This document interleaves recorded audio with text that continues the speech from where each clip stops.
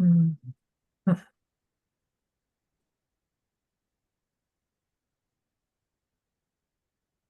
Good evening. Hi, Laverne. Hello. Hi, Nancy. I see Mike is here too.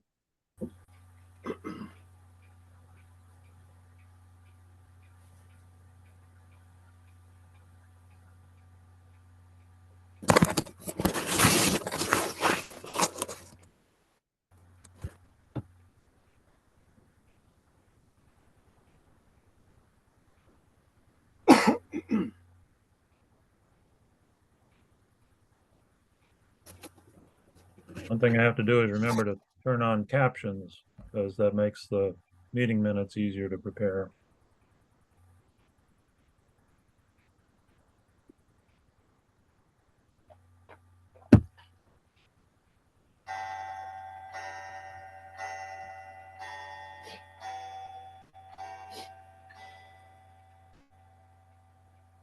Hi, Nadir. You're muted. Think after all these years, I'd figure that out. Hey, everyone. Happens all the time to me and everybody else. First thing I have to do is change myself from Dover Library. Oh, shit. On radio.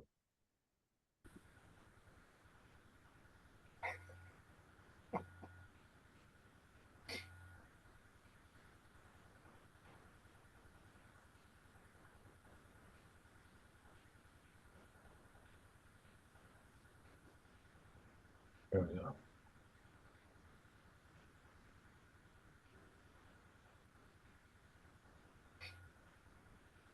That's better.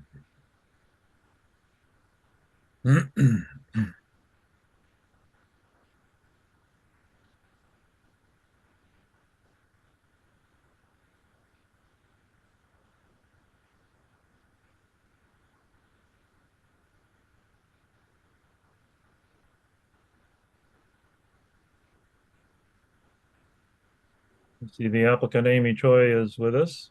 You're muted. Turn on your sound and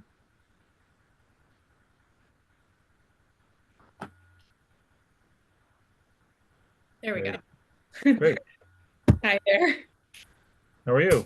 I'm good. Apologies for being a few minutes late. Toddler bath time. We're just getting going. Great. Not a problem. Trying to. Give me 1 second.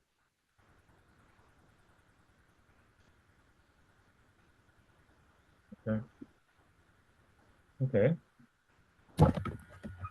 And we have a Guy Grassi with us. Welcome. How are you? Good evening. Good. Okay, everybody ready?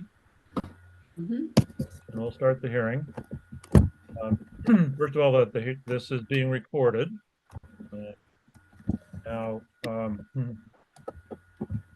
we have one matter on the agenda tonight. It's a hearing on an application by Amy Choi for relief relating to 26 Miller Hill Road. Amy, just so you understand the procedure, first thing we will do is you will be offered a chance to share with us any information you think is important for us to know concerning your application. And then once you finish that, the board will ask any questions it has or make any comments it has.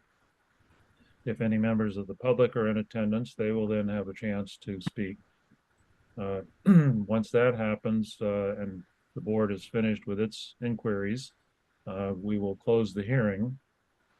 Following that, the board will have any further discussion that it deems necessary about the application, and then we'll take a vote.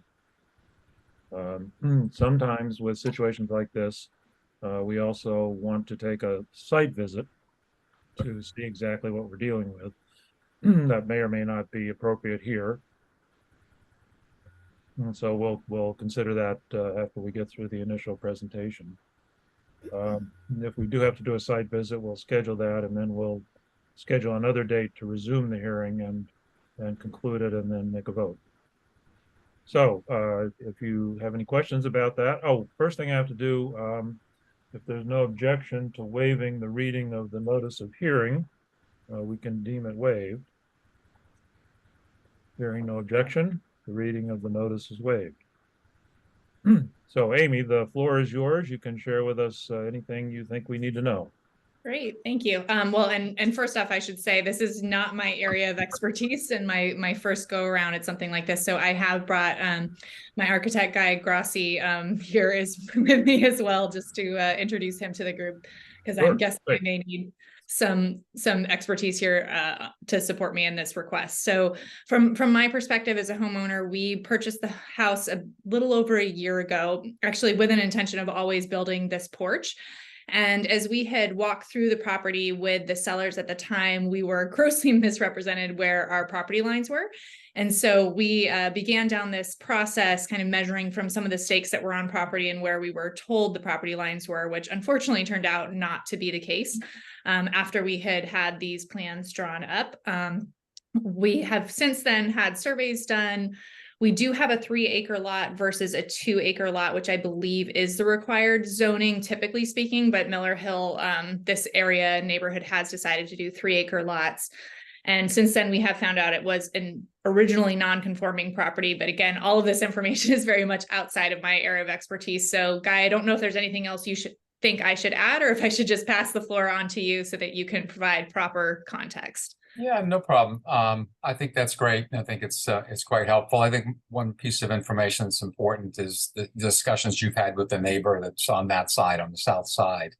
If you want to just explain what's gone on there. Sure, absolutely. So we've gotten to know our neighbors. Actually, we happened to know them before we bought the property, which is always a nice thing. And as we had mentioned, some of our construction processes, they certainly had no issues. And then as soon as we found out there was this zoning issue, we actually brought it to their attention, and they have since provided an email providing their support that they don't see any issues and they don't have any problem with us building the porch to the specifications, given that it's only a couple feet difference and our properties are so far apart. They are fully supportive of our desire to do this. It's very helpful. Is it okay if I can screen share the drawings and some photographs and that sort of stuff? Absolutely. Absolutely. Go right ahead. Thank you. My name's Guy Grassi, and I'm the architect on the project, working for the Choice. Let me just introduce you a bit. I won't belabor it, but just so you understand the nature of the property. So I've got some photographs. The first one is an aerial photograph, or a couple of them. This is from a Google Earth. If you can see that, I can enlarge it. But it shows the front of the house. It's quite set back from the street. There's actually it's kind of a pork chop lot where the bulk of the lot is off the road, and there's a neck that connects it. I'll show you a site plan. This is the front of the house, and there's a driveway. And then the area of the proposed addition, this little screen porch, is over here on the backside. And you can see how heavily planted and wooded this whole the border is here. And then behind us is a whole lot of ledge back here. There's some trees before that, but there's kind of a ledge cliff back in there, or hill. And then it's forest behind us. So there's no home that I'm aware of back there. I'm not sure, Amy, what actually is that property? Is it some kind of parkland or something? I'm not sure what it is. It actually, it's owned by a neighbor who I believe owns like either 50 or 100 acres or something crazy. Okay. They're on Farm Street, and their land goes all the way back here. So there's absolutely nothing behind us. It's basically all trails. Yeah. So it's hard to see anything. So If I can that's interrupt for a second, we actually had a matter in front of the board relating to that property several years ago. So we're familiar with it. Oh, great. Here's a different angle. So this is showing the back of the house from this Google Earth image. And right here, you can just see the little teeny screen porch that exists on the house. And then again, it's all heavily wooded all around, and very difficult to see this from any place. But I just thought that context would be helpful to you folks. I'll just walk you through some quick photographs. The front of the house, not that this is relevant, but just to give you a sense of it. It's a fairly large house, has an angle in it, sort of a funny bend in the house, and then the garage off to the side. The porch itself that we're proposing to enlarge, and this is the issue. This is the porch itself. It's about 11 foot square on the inside. It's functionally not usable as a screen porch or as anything that you can that functions for this house. There's also this shed that's part of the structure that projects out. That shed is already 2.5 feet within the side yard setback. I don't know how that happened or when that happened, but it currently encroaches into that side yard. That's one of the reasons that we didn't think that it was an issue to extend this out to that same distance. But when we got the survey and finally located the house, which took some time, we discovered that that it actually was encroaching, that the proposed screen porch was encroaching. This is just a further back view of that same area. You can see right here, this is a ledge outcrop. Behind the house is a whole lot of ledge. So there's very little yard actually behind the house, which is unusual when you have 3 acres of land. So one of the things that's kind of an unusual condition here, and it's part of the hardship, is that a lot of the land that they own is not really functionally usable. There's a very steep slope to the north side of the house, which I think is why they positioned the house so far to the south on such a big lot.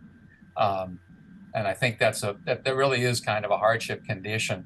If I can show you the survey, I think it's helpful to see. So here's the survey, and you can see how the house is pushed way close to this, or closer to the south property line than you would expect on a lot this size. I don't know, a 3 acre lot. And there's quite a lot of land on this side of the house, on the north side. Well, it all drops off very steeply in here, and none of this property is really usable in this area. And the way the house was built, because it slopes down, you can see the contours, they positioned it very close to this ledge outcrop here. And again, made it very difficult to really use. This is the property that they actually use. This is the yard that's practically useful to them, and that's the reason that we were trying to get the screen porch over here is to retain some usability of the rear yard because of this sort of unusual condition, this topographic condition. This is the corner that actually is the closest, and that's again about 37.5 feet from the property line. This right here is the proposed screen porch, and it's about 38 feet, including the gutter and overhang and all that business. The actual screen porch itself is right around 39.5 feet.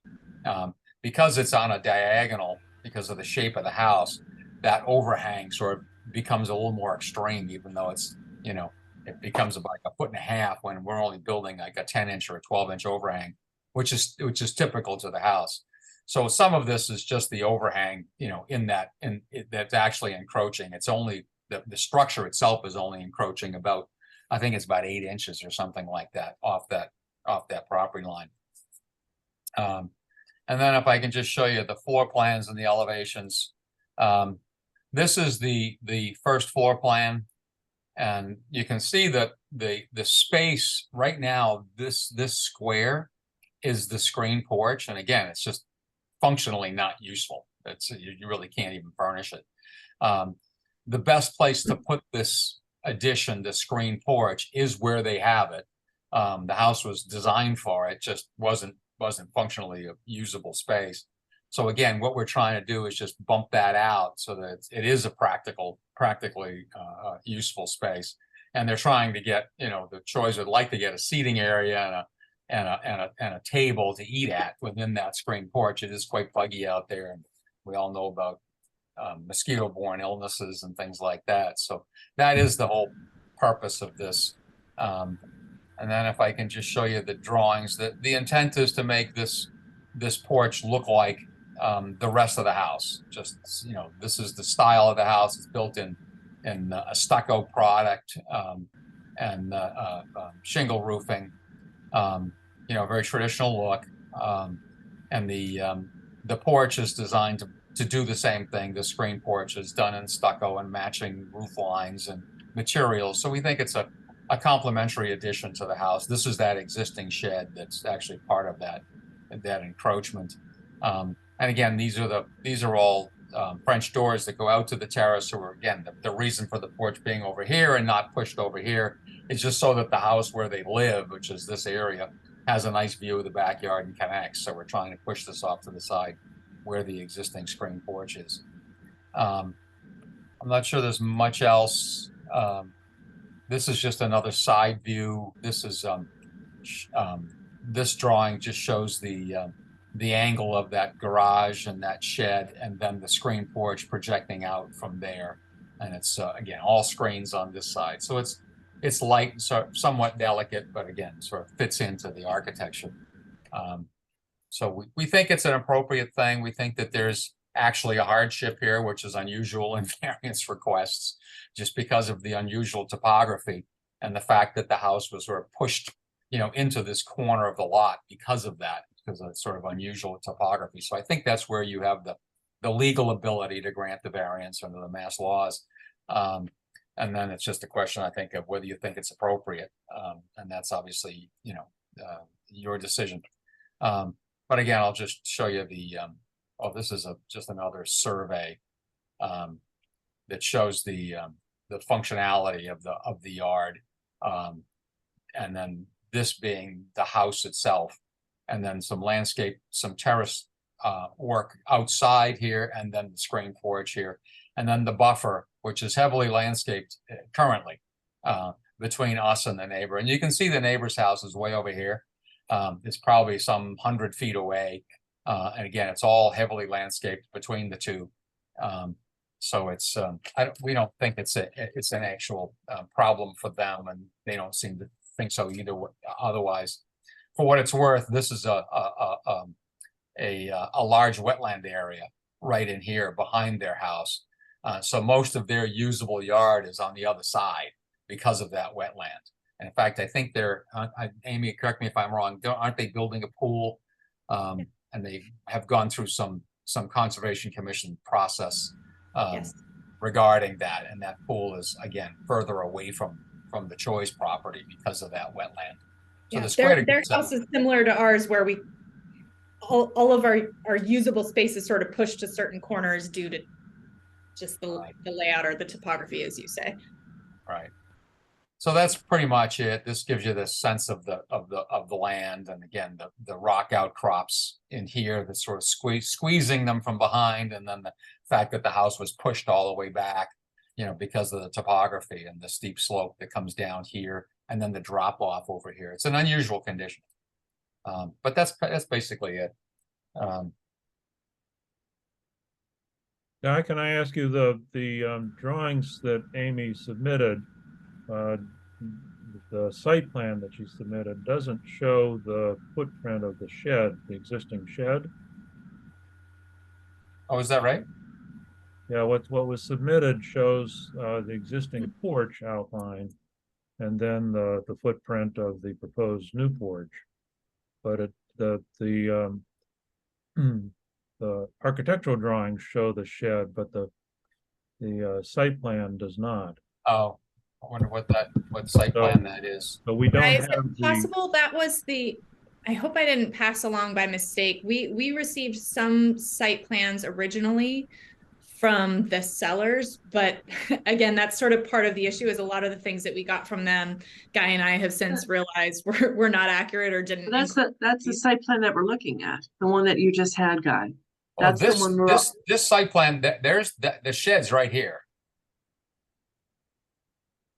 That does show on the survey. Phew, okay. Okay. This is the edge of the garage right there, and this is the footprint of the shed. It's just they didn't distinguish between the two in the survey. Okay, I thought what you were showing us a minute ago showed the shed up against the existing porch, but that's up against the side of garage. Yeah, it abuts the garage. This is the garage here. This Okay. is that line right there is the existing porch. Okay, got it. Okay, and then this is the proposed screen porch here. Okay, so That makes from sense. the corner of the shed that's closest to the side lot line, what's the distance there? From here to the property line is about 37.5 feet. From right there. And you can see it's just a little bit closer than the corner of the gutter line of the proposed screen porch, which is at 39, I guess. So the proposed porch is not going to be as close to the lot line as the existing. As the shed. That's correct. That's correct.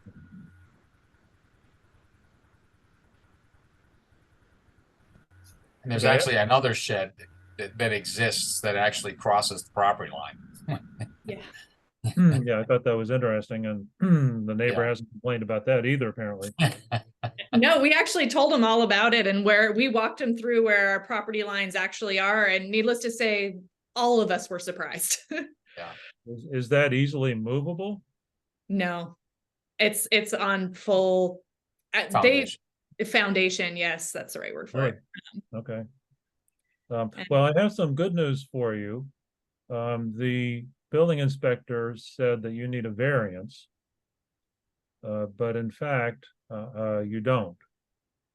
What you need is a special permit. And the reason for that, what you need a special permit for is this is a pre-existing non-conforming structure. So you want to alter or modify or expand it. And so you can get a special permit. It's a much easier standard to meet. You're eligible for a special permit if what you're proposing to do is not substantially more detrimental to the neighborhood than the existing conditions. The reason for that is that there's the zoning statute is chapter 40A, and section 7 of the zoning statute specifically addresses this kind of situation, and it says that if your house was built more than 10 years ago, and in that first 10 years after it was built, no one filed suit alleging that you're in violation of the bylaws, then your situation is deemed to be non-conforming. So even though it was built after the zoning went into effect, and normally you're not allowed to build a new structure that's non-conforming, if you do it and nobody objects, then after 10 years, it's deemed to be non-conforming as though it were built before the bylaw went into effect. So that's the test we have to determine and apply, is whether it's more detrimental to the neighborhood than the existing non-conforming structure. And to determine that, we look at, well, first of all, of course, we consider whether the neighbors object. And then we also look to see whether there's anything about it, that the scope of the change, if it's massive, that's one thing. If it's minimal, that's another. Whether the aesthetics of it are an issue and so forth. So that's what we're looking at. So what I would like to do at this point is ask the members of, is that all you wanted to tell us, Amy and Guy? That was all on my end, guys, or anything else? Yeah, no, I think that's it. I think we've covered all the situation. And if there's anything you're not clear on, I'm happy to try to explain it or show you other information, because we've got lots of stuff. But What we'll do is we'll ask the members of the board now if they have any questions or comments. Alan, I have a question. So is it, what's making the lot, what made it non-conforming? I apologize, I'm new, so I'm just trying to understand. What makes it non-conforming is that it's a 2-acre it's a parcel that's in 2-acre zoned area. Okay. And in 2-acre zoning, the side and rear setbacks are 40 feet. And the existing garage with the shed attached to it encroaches on that setback already. And because it was built that way and nobody filed suit, it's a non-conforming condition. Thank you. And Alan, does it help our case that everyone, our neighbors included, even though it's a 2-acre zoning community, that we all have 3 acres, so it supports the non-hardship issue as well? Oh, it doesn't hurt that there's no objection, if that's what you mean. um, whatever the conditions of the neighborhood are is not necessarily relevant. It could be, but I don't think here it is. Okay. Laverne, So what year was this house actually built? 91 or 93, I believe, the early 90s, from my understanding. Okay, all right, so it's not brand new, because I'm, in my mind, I'm saying, how did they get away with that? Not being, within the proper setbacks, it seems kind of weird. That's not your problem. And how many square feet is the new porch gonna be? I can figure that out. I mean, the existing porch is, it's like a 11 by 13 or something like that, 11 by 12 Okay. inside. And the proposed porch is, let's call it 20 by 18, so 360 square feet. Okay, We're adding, about a 250, 220 square feet or something like that to it. So it's okay, fairly small. and none of that is going into the setback. This is all in the proper setback, right? The only thing is No, that, this No. is the issue, and is that the dimension to the corner of the porch is 39 feet, but it, okay, I not get- 40. And then the overhang is another foot beyond that. So it's about 38 feet from the gutter, from the corner of the gutter to the side yard, to the property line. So we're Okay. 2 feet encroaching if we build this into that side yard, that required side yard. okay, all right, thank you. No problem. so you have one little corner of the proposed porch that will encroach, but it Mhm. doesn't encroach any further than the existing structures. Right, That's about where the 40-foot setback would be. Right. okay, So that's really the only issue we have is that little teeny corner. And you don't really want to build it with a cutoff corner. Well, that's the thing. We could cut the corner off, but it would look a little weird, and it just seemed simpler and cleaner if we could just get through this process. Yeah. Sure. Anyone else have questions? That is an option, though. You could cut that corner, you could cut a foot off of the corner, you could cut a foot off the whole thing. Oh. Unfortunately, to make it within the setback, we'd have to cut about 2.5 feet because of the angle. We would have to we would have to cut it back to here.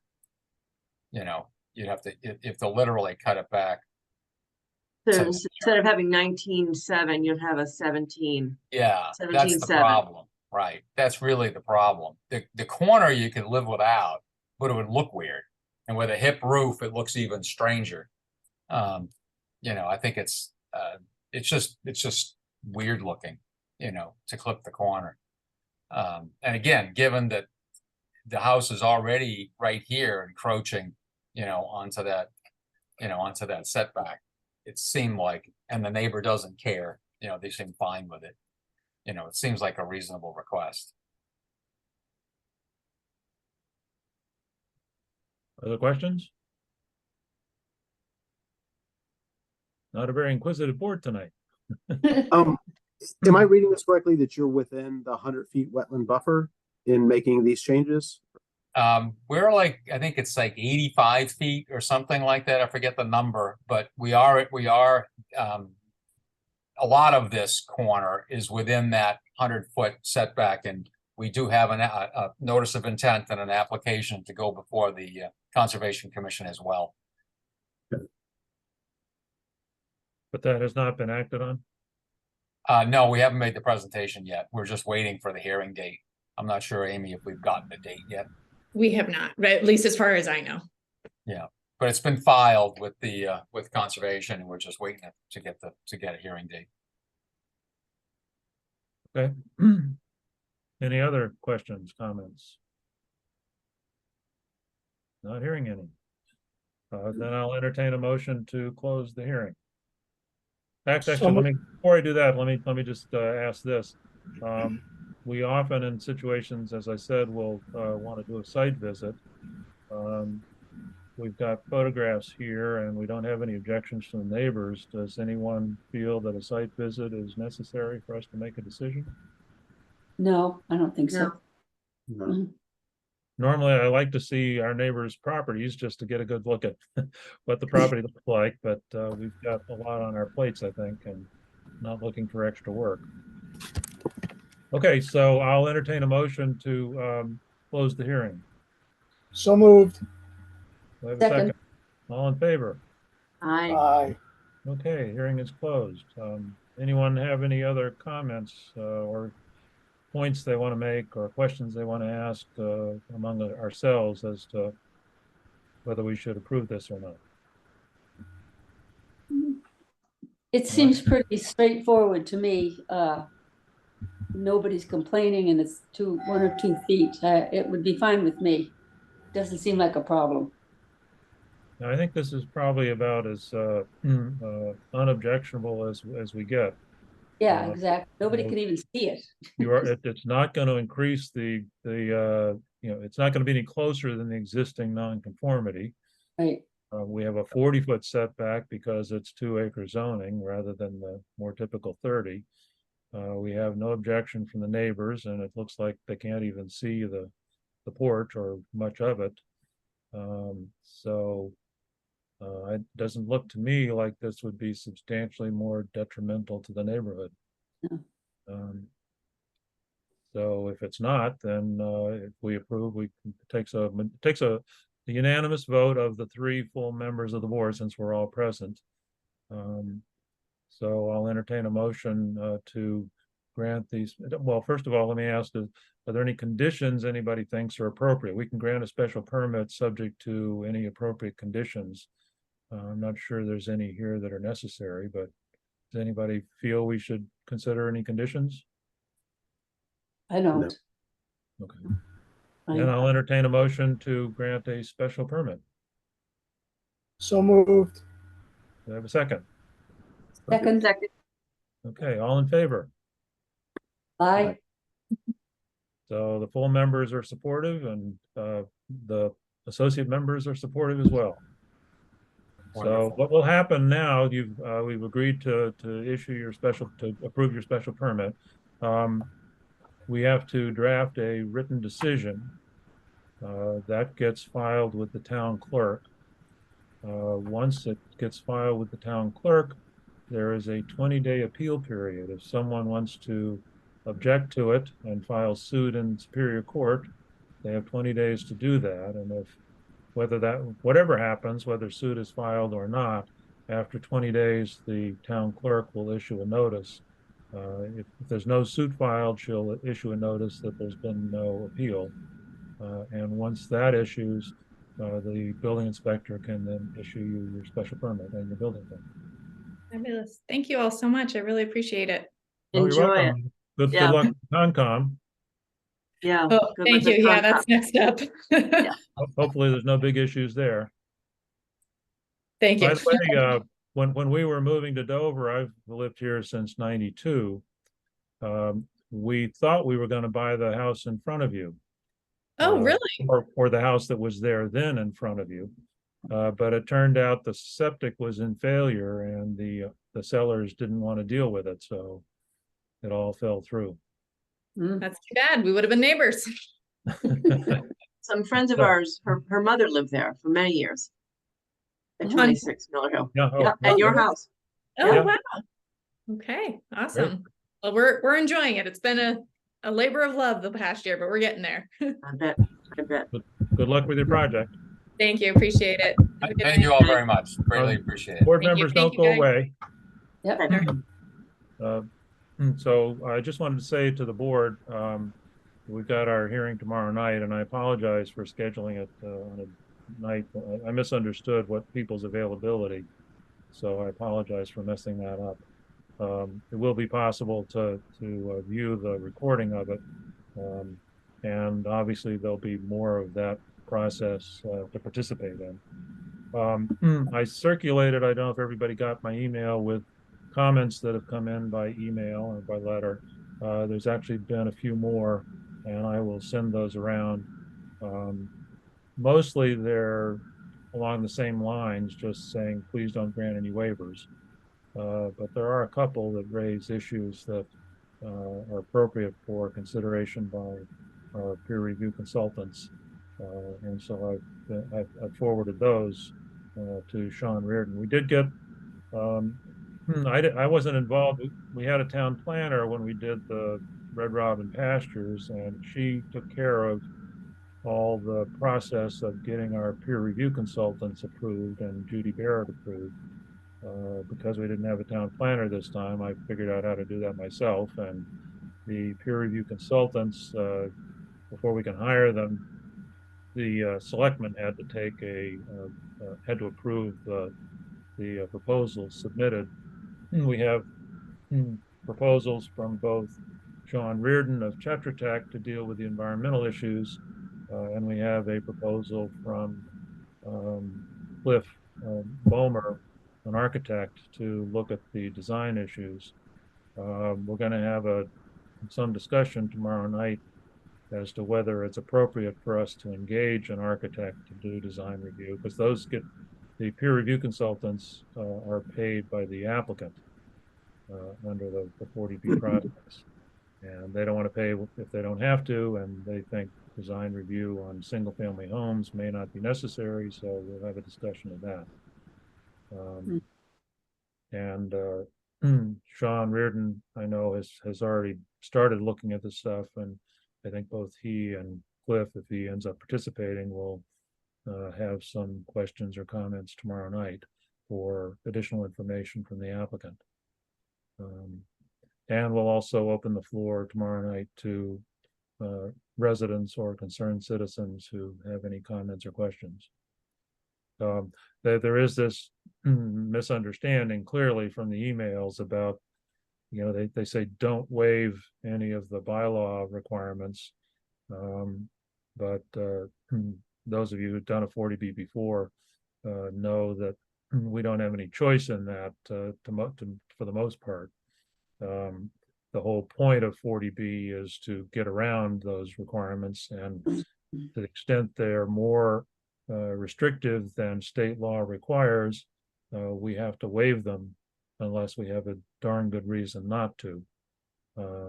So as you remember in Red Robin pastures, we had a number of waivers that they requested and we approved.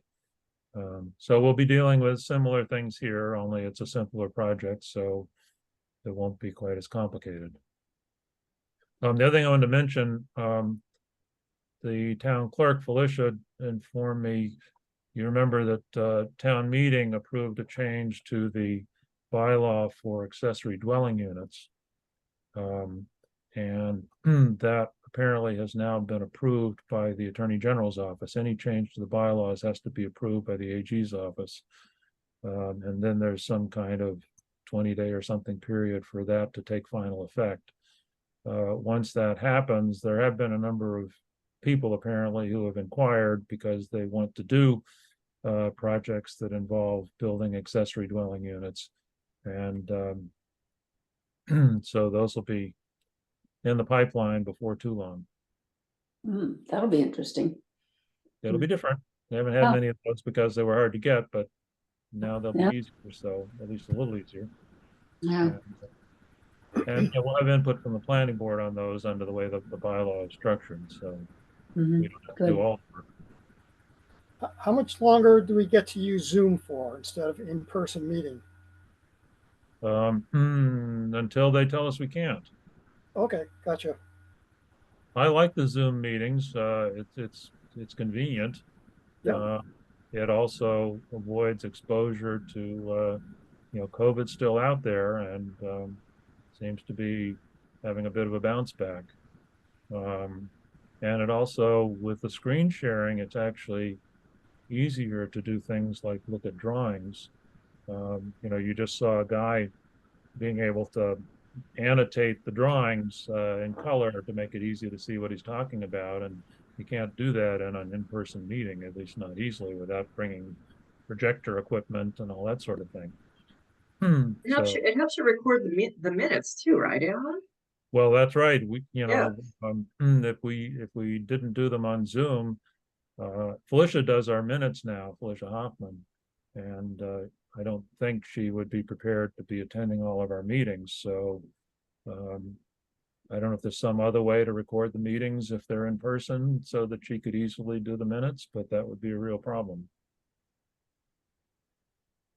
So I know some of the residents in their emails were saying we ought to have our meetings in person so they can, make their objections up close and personal, I guess. But I'm happy to keep doing them on Zoom as long as we're allowed to, or at least for for now. If COVID goes away, it might be a different story, but I don't think COVID's going away anytime soon. Okay, so that's just an update on a couple of things, coming attractions. We'll see most of you tomorrow night. Thank you, Alan. Thanks. Thank you. Good night. Night. Good night.